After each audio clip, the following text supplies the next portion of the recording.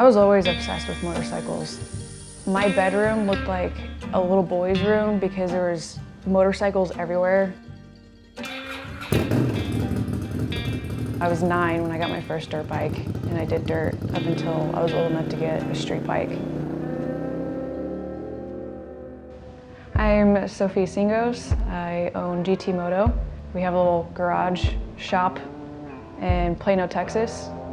My first introduction to 3D printing was online, and I always thought it was just magic. Once I saw that there was a company out there that you can get a 3D printer and put it on your desk and just print out whatever you want, that's when I was like, well, motorcycle parts are really small and they could definitely fit on that, and it'd be perfect. But I can actually afford that, and then you have this badass 3D printer to use, and that's what made it possible.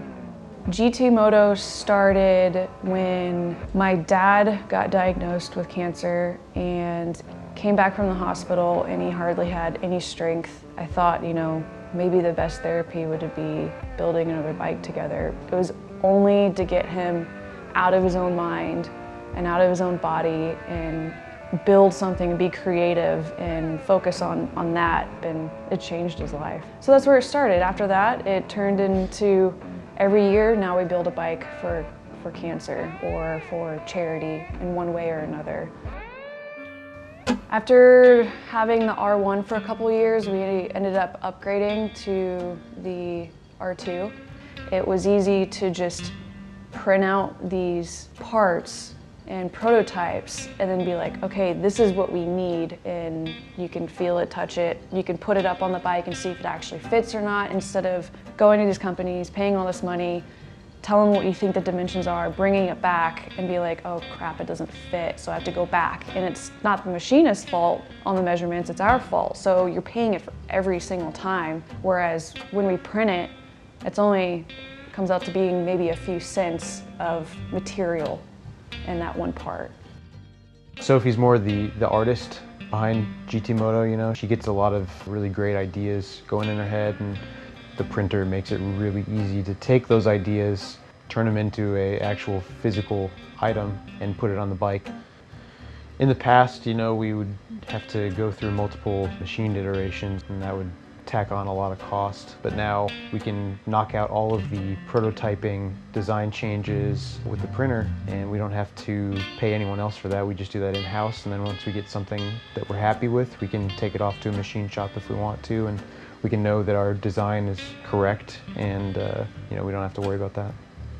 Doing an injection molding isn't an option when it comes to custom building because it is so expensive.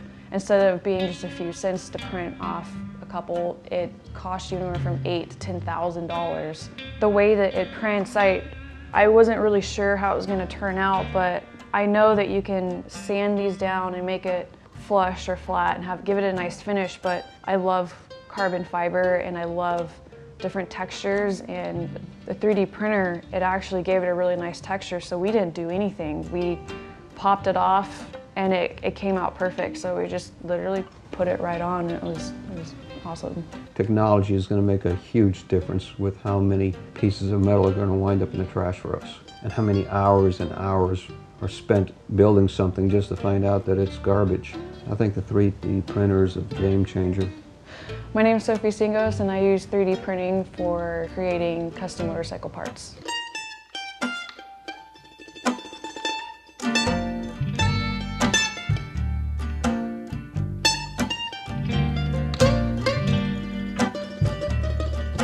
I'm going fast.